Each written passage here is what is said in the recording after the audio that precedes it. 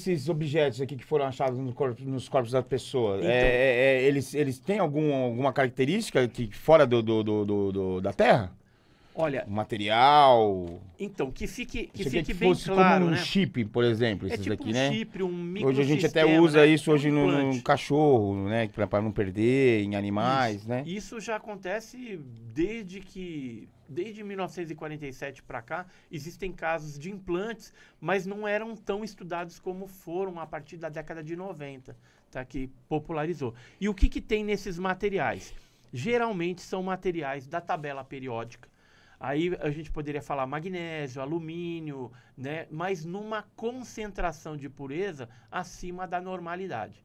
Então, é a única coisa que salta aos olhos. Agora, com relação à tecnologia que está dentro desses chips, os seres humanos não conseguiram, os cientistas não conseguiram dissecar ou traduzir essa tecnologia em alguma coisa que fosse útil para nós. E como é que sabe que é uma tecnologia? Por exemplo, vê lá alguns riscos, alguns... Porque que nem tem- aqui, por exemplo, parece que aqui tem um monte de fiozinhos, né? Isso. Aí olhou, tá bom. Então, E aí, como a gente não descobriu nada, como é que vai saber que isso aqui é uma tecnologia ou não? Não sabe. Então, é especulação. Acredita-se que seja uma tecnologia. Tanto é que na questão dos implantes, se fala muito assim, por que eles estão implantando os seres humanos?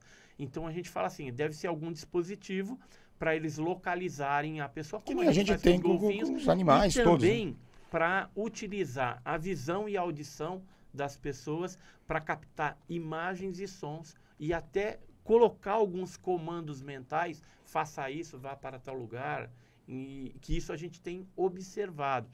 Algumas pessoas são implantadas e depois é retirado esse chip da Como pessoa. se fosse para analisar o conteúdo. O conteúdo. Em outros casos, são implantes biológicos. O implante, quando ele é metálico, esses aqui são metálicos, eles Você foram consegue detectar. detectados através de raio-x. Quando é biológico, somente ultrassonografia para detectar esses microsistemas lá dentro.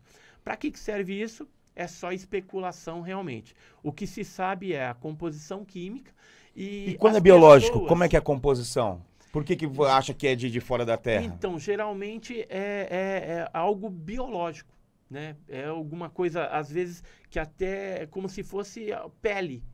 Ou algum elemento que seja uma calcificação diferente, que a própria pele desenvolveu. Só que como existe a história da colocação do implante, então aí se identifica aquilo como um implante dos seres mesmo que foi Mas em colocado ali. geral é feito do próprio material do próprio corpo. Tanto é que não tem rejeição. Quando o implante é biológico, ele é mais aceito pelo corpo. Esses tipos aqui já tiveram rejeição. Esse daqui gera sangramento pelo nariz, entendeu? Então, às vezes, tem algum tipo de rejeição.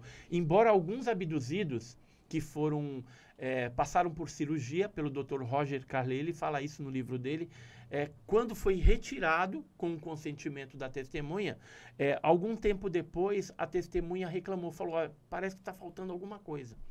Então, parecia que aquilo lá já fazia parte do corpo dele. do corpo, eu já tinha algum comando, alguma coisa, que ele ficou sentindo, tá faltando alguma coisa. Eu não tô completo, né? Mas aí não tem mais jeito de você colocar de negócio volta, novo. né? Só se... Agora, um detalhe de toda essa história, né? Quando a gente pensa em implantes metálicos, e que eu falei aqui que geralmente são composições da tabela periódica, os próprios OVNIs, quando caem na Terra, a gente tem uma ideia errada, equivocada, de que poderia ser um elemento totalmente desconhecido da Terra.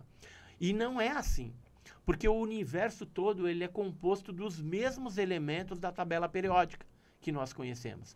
Pode ser que ainda se descubra uma outra coisa diferente. mas quando chegaram na Lua, quando trouxeram mas- algumas coisas da Lua, tinham coisas diferentes do que a gente tinha aqui na Terra. Não tinha. Não? Não, da Lua não. Às vezes vem em meteorito algum outro elemento que não está ali na tabela periódica.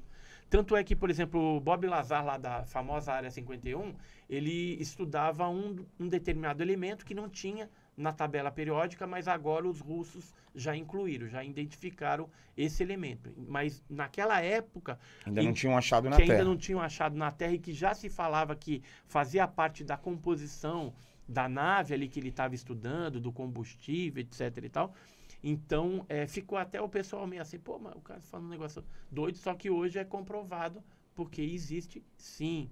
Né? Então, o mesmo ferro que chega, por exemplo, nos meteoritos, né? Porque tem alguns... siderito é meteorito ferroso. Sim. O mesmo ferro que está neles é o ferro que corre dentro do nosso sangue.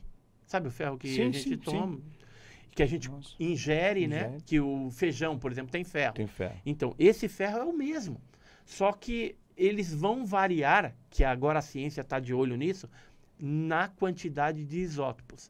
Então, essa sacada do Gary Nolan, lá da Universidade de Stanford, foi sensacional, porque ele descobriu isso, que talvez a gente identifique mais elementos ufológicos aí que vêm de fora por meio dessa análise isotópica. Porque se a gente fizer uma análise comum em laboratório, na USP, em qualquer outra universidade, o que a gente vai descobrir apenas a composição, se ele é mais puro, menos puro, está combinado com isso, com aquilo, mas os elementos da tabela periódica, eles vão estar presentes nos OVNIs. O que eu posso te falar, assim, com base nos casos mundiais, o que se detecta em fragmentos de OVNIs? Na maioria, magnésio, estanho e alumínio. Que são as coisas que também que mais se acham quando caem meteoritos. Ou que a gente utiliza também nas naves espaciais, nos foguetes. Né? A gente geralmente utiliza o quê? Metais que sejam leves, mas que sejam extremamente duros. O magnésio, ele tem um problema, porque ele é extremamente inflamável. Tanto é que é utilizado magnésio nos fogos de artifício para dar aquele branco. Quando explodiu o objeto de Ubatuba, saiu uma luminosidade bem branca também. E agora, com o isótopo alterado, talvez ele aguente ali, não explode com tanta facilidade, entendeu? Entendi. Então, o que o Gary Nolan está fazendo agora? Ele está estudando essas propriedades de se eu alterar embora seja uma técnica cara na atualidade, é possível hoje alterar os isótopos. Hoje sim, em 57 não. E outro detalhe, numas análises que foi feito no metal de Ubatuba, lá em 57, 60, se descobriu que ele tinha passado por uma fusão unidirecional solidificado, que é uma espécie de uma técnica de fusão a frio, que só foi descoberta depois. Por exemplo, a COSIPA em Cubatão, ela utiliza esse tipo de fusão a frio, tá? Mas naquela época, em 57, não tinha isso. E outra coisa, lá era uma vila de pescadores, não tinha uma metalurgia. Como que os caras conseguiram esse metal? Não tinha como você forjar.